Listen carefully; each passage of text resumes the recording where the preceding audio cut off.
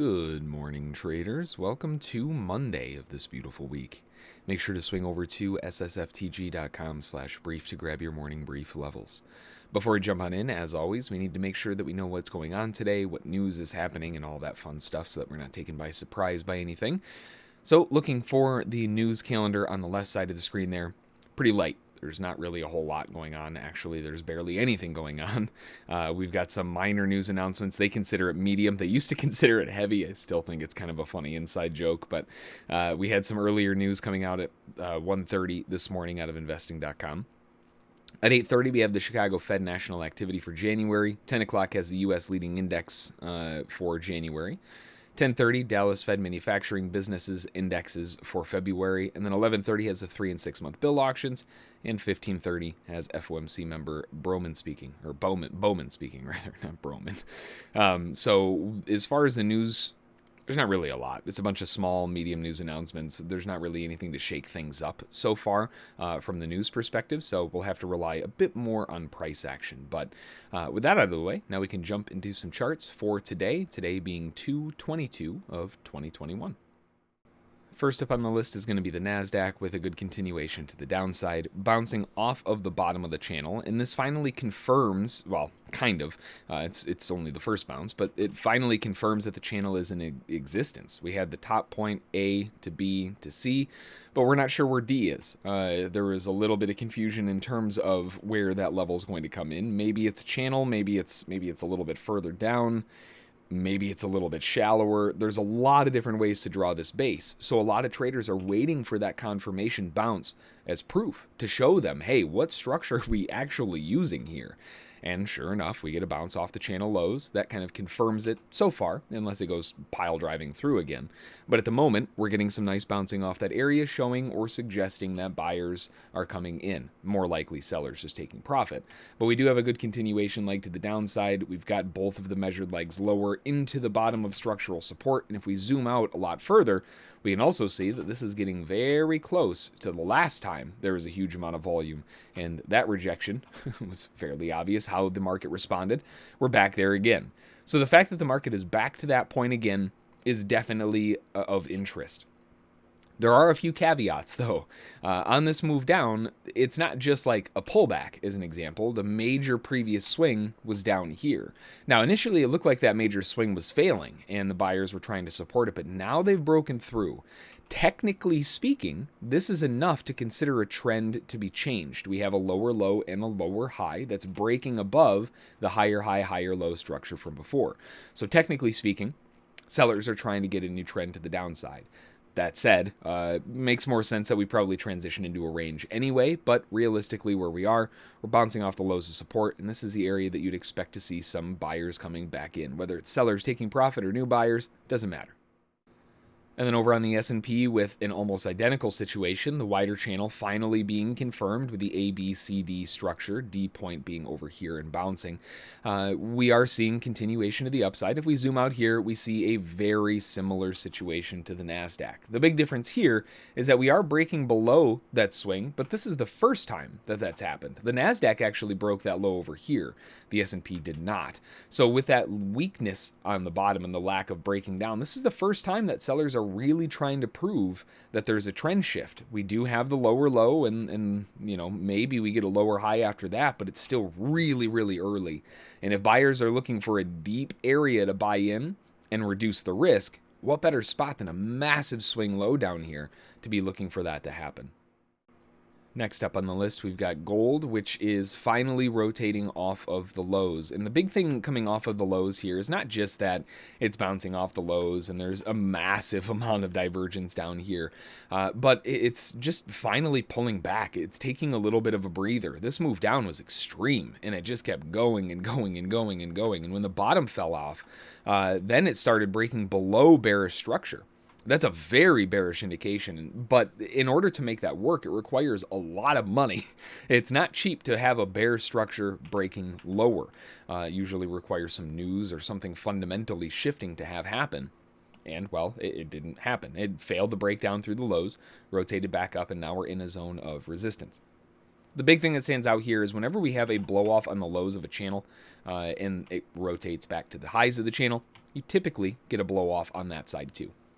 We are coming into this zone of resistance at around 1800, but realistically, 1800 is just a little bit further up, and it would make more sense to see gold pop a little bit further to kind of equalize these overshots on the bottom to then find resistance to push back down from.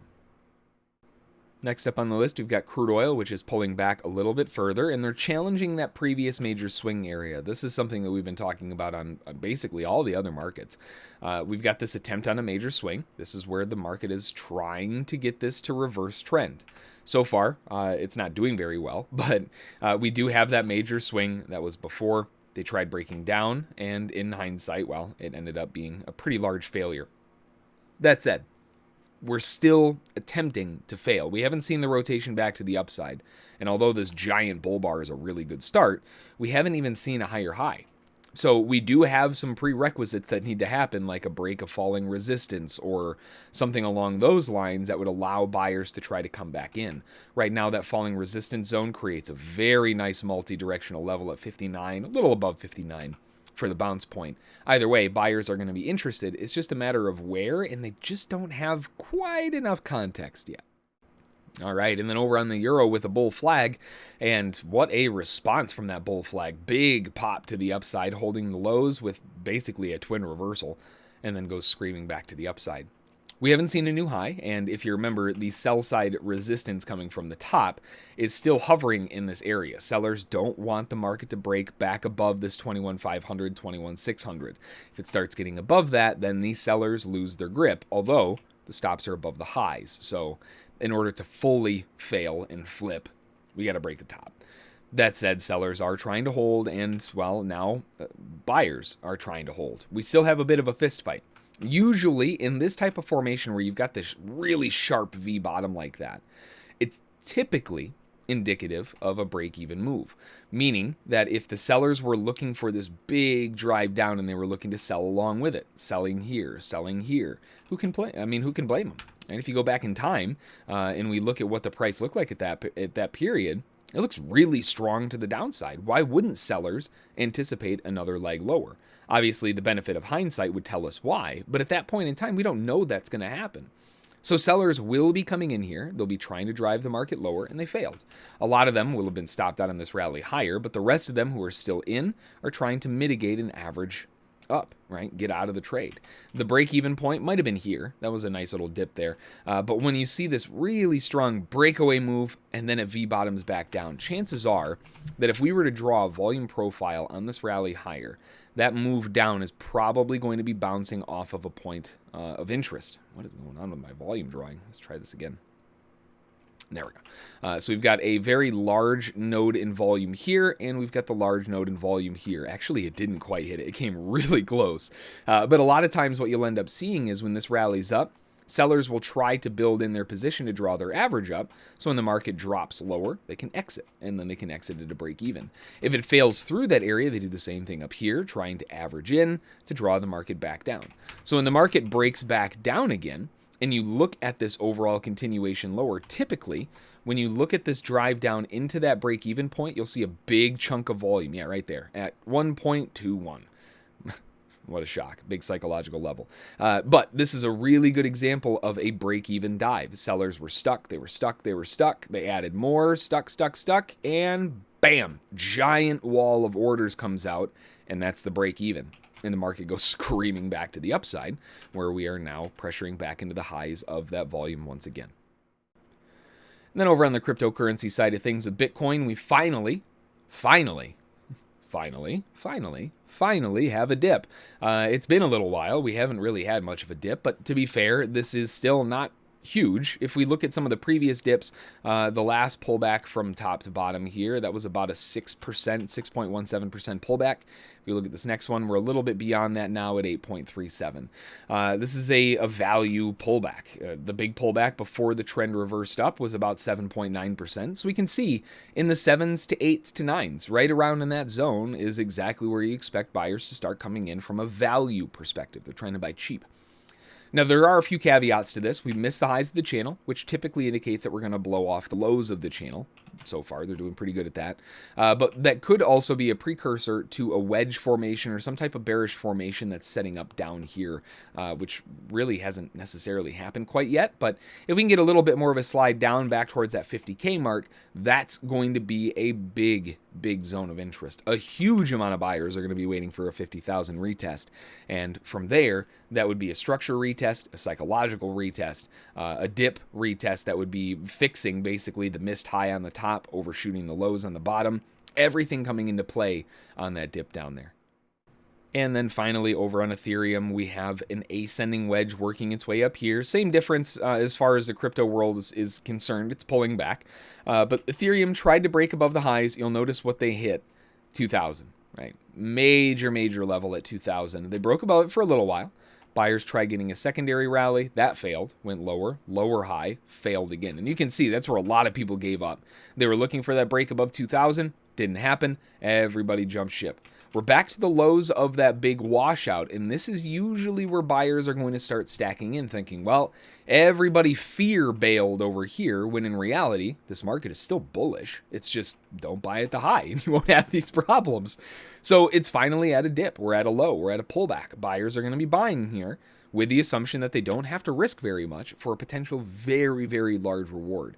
And when you're looking at the value of cryptocurrency, Ethereum compared to Bitcoin, it's just a heck of a lot cheaper. It's a lot easier to eat a $2,000 cost than a $55,000 cost. So as far as investments or portfolio sizing and distributions and all of that, given the valuation of Bitcoin and how incredibly expensive it is, you might actually find people looking for cheaper markets. Ethereum, Litecoin, Bitcoin Cash, those side markets that are still based in Bitcoin, right? When they sell those, they're still going to be selling them for Bitcoin, typically. But those are the markets that are just a little bit cheaper that traders may be looking to kind of enter in on, especially when you look at the really cheap ones like, Ripple and Stellar, although Ripple's got some trouble. But those really cheap sub-dollar ones, you're seeing a lot of volume in those, and that's because everybody's trying to find what the next Bitcoin is. Just don't lose sight of actual Bitcoin and Ethereum. They're moving pretty well too. Alrighty, well that's going to do it for today. Like we always say, stay safe out there. Keep those stops in play and let the winners run. Until the next time, we'll see you all then. Have a great trading day, and we'll talk to y'all later. Thanks.